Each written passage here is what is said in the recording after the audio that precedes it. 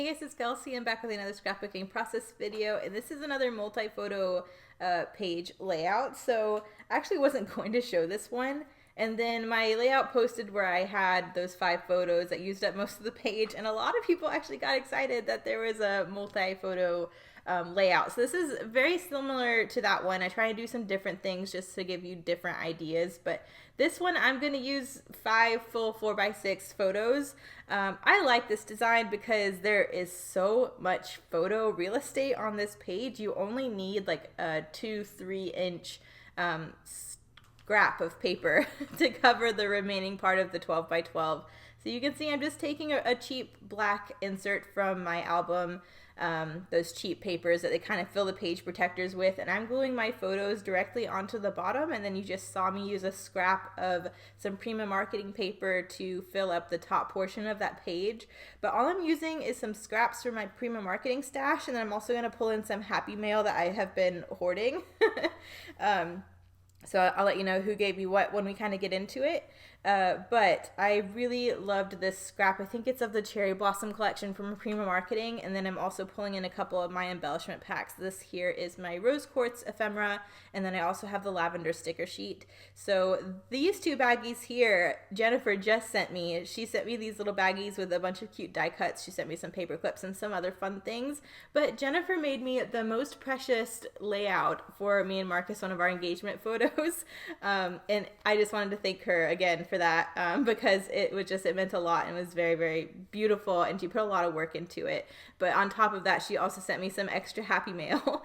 This little cute and these little white die cuts are from her. I couldn't wait to get them on a page, and I really love the way copper or rose gold look with Prima Marketing products, especially these 2 collections. So I'm going to end up pulling those in.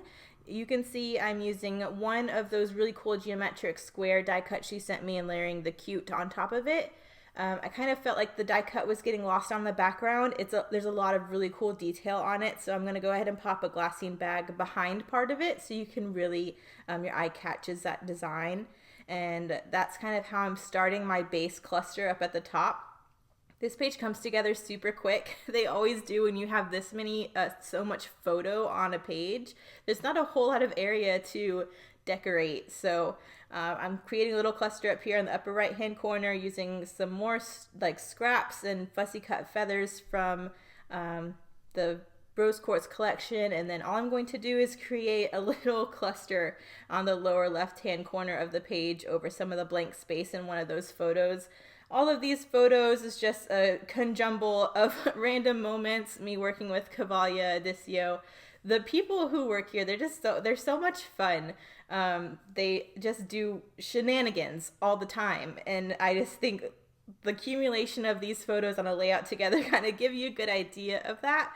They're always having fun. My boss to the right there, upper right photo, is doing some acrobats on one of the stall doors. You can see one of the riders just walking through the barn, standing up on the saddle of the horse, and they're just silly, and I just love hanging out with them. They were really fun to work with, just because they always did silly things like this. So now I'm kind of getting my cluster down on the lower left-hand corner. Before I forget, if this is going up on the 1st of May, that means I have not received my How to Kill a Kit with Style kit for this month yet. Shipping has been delayed, I'm pretty sure, for everybody, so it's not a problem at all. But I was planning on doing How to Kill a Kit with Style this month, so if it didn't get here in time, my plan was to have this video on the 1st to at least you had something, and to explain if there's not a kit share video going up. So that's the plan.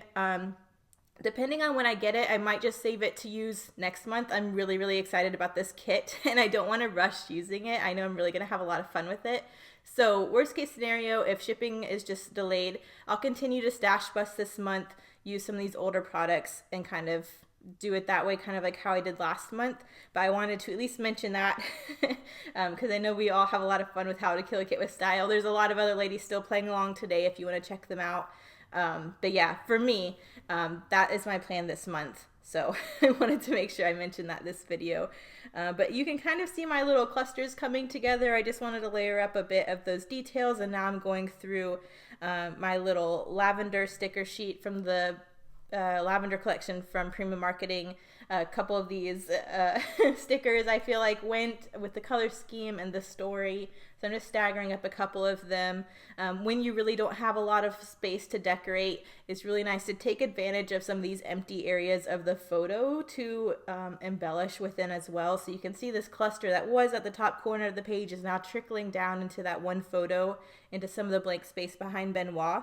I really like doing that when there's not a whole lot of space to decorate. It's just kind of drag it into your photo in a place that's not going to be covering anything important, just to give you a little bit more room. And then again, this lower left-hand corner, just pulling in a couple more things, just trying to add more stickers. I think I got a little sticker happy. I had to pull a couple of them off because they started to just look cluttered.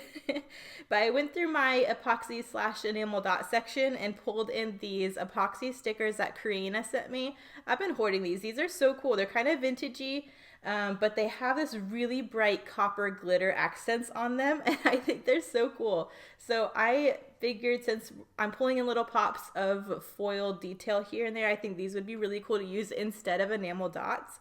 So I'm just going to sprinkle a couple of these epoxy stickers within my embellishment cluster. But then I also found some coppery glitter epoxy dots on one of my, or not epoxy, enamel dots on one of the stickers. So I also decided I'd use the rest of those and scatter them amongst the epoxy stickers too. And I really like that little glitter bling pop. I think it's very, very cute.